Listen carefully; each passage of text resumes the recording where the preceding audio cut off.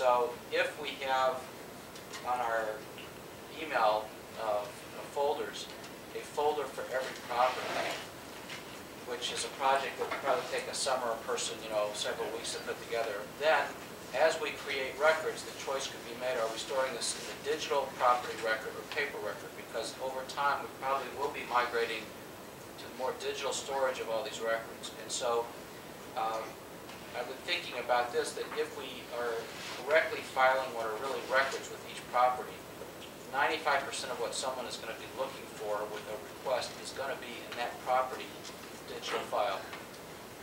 And it's the overabundance of all the other stuff that I just don't think anyone has a good answer. I've talked to a lot of other village attorneys, and everybody's afraid of it. Well, people are afraid of it, and you don't, you saw I put together these standards for determining what is a public record. How many people at the village can we expect to apply that rigorously in deciding what to purge and what not to purge? And so the question we ask is, well, if everything goes into this undifferentiated bin, how robust is the search feature? How sure can we be that we can retrieve what we need? And at this point, I guess I'm relying on somewhat on the technical people to say, if we tag things and we have search words, we'll be able to find references to these materials. But I would still encourage us to treat any record that we create that's of a digital format to be filed with the property just as we do with the paper records. I think that's intuitively how we function already with paper. If that makes any sense to you. Okay, my recommendation is you don't have a Riverwoods email address if you're on the board. Please choose to get one. I think you got to get a email. Sherry, I think you need to go to. I have it, and I tried to go on it, and I got something that said not found. Well, talk to Susie and let's get it straightened out. Mike, you got to. Bruce had sent me something that said do this, and I did it, and it didn't work. Just call Mark Snyder. Who do I have to call? Mark Snyder. You will? Okay. Or just email him with your standard email address. Okay. Yeah, because it'll be a setting. Yeah. He straightened me out too. I got my email address.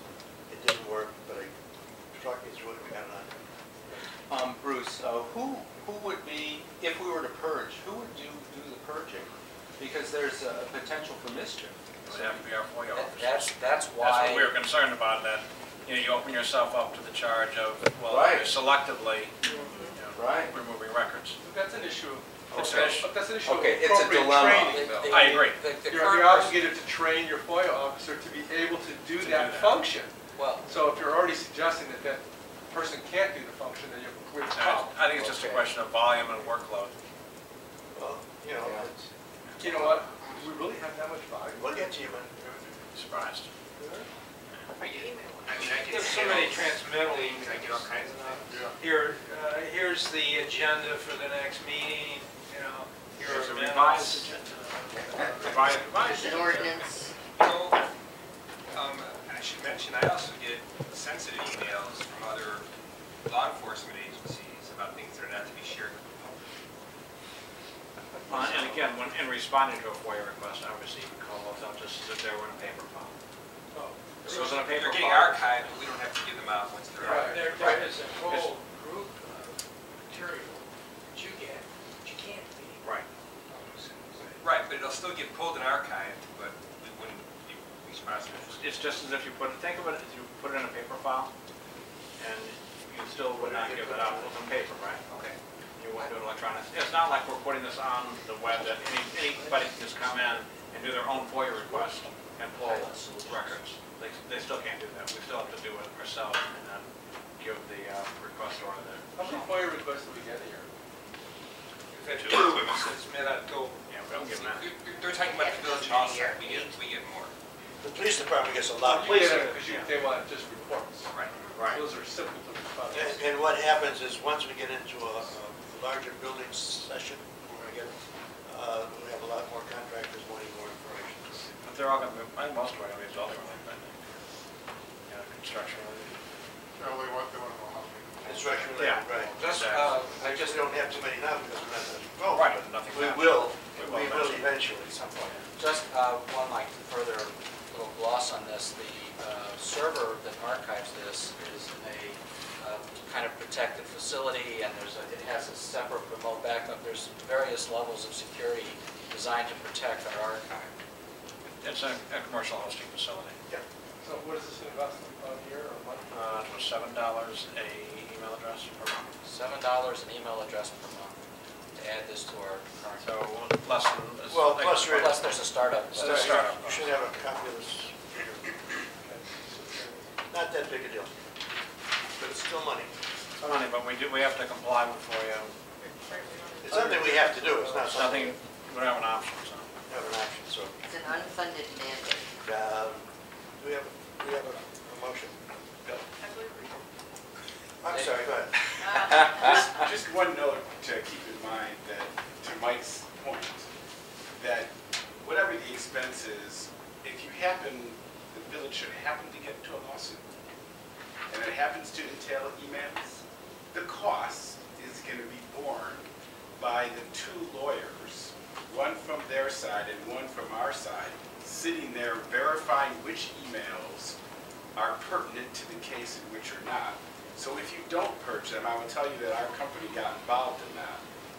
And our legal bill, and this is not a joke, for reading the emails was $175,000 a month. You should have hired me. So what you're paying is a couple $100 an hour for attorneys from both sides to go through all the emails. A couple So- $100, where you guys I wasn't together.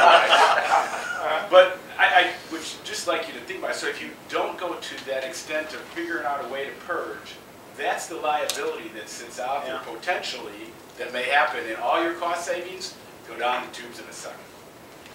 All right, do we recommend that the plan commission have Berkowitz email addresses also? I recommend all village officials do Yes. that, because if there's ever a request for emails, you won't be, it doesn't have to be your personal computer that someone is searching for emails. All right, Mike, let's start working on that tomorrow. Let's get everybody to get this. The planning commission, Plan commission, ZBA, the whole business to get a village email address. And how they can get access to it. Russ, I've already gone through with Mark Snyder for the board, and he can set it up with some requirements. Okay. I have a motion for approval of the, DOT meeting dates.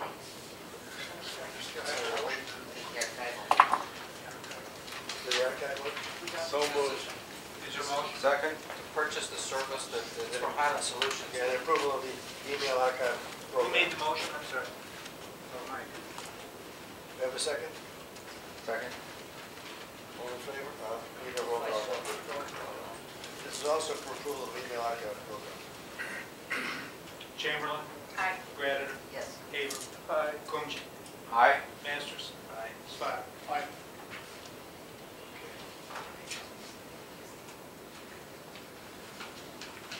Can I ask a question before we leave the subject Yeah. to Bruce? So all of the emails will automatically be captured and archived, and there'll be a search engine. You can search by subject or keyword. We can set up a list of keywords that will automatically index to the files. Okay, now, and there's no purging, automatic purging. There's nothing that will be an automatic rule to purge it now. Okay, but will there be access to go in to purge totally non-essential emails? We have administrative access. Okay, So, yeah. someone would have to do that, man. Someone has to Go in, read You would it. do a search on every again and see what's not relevant.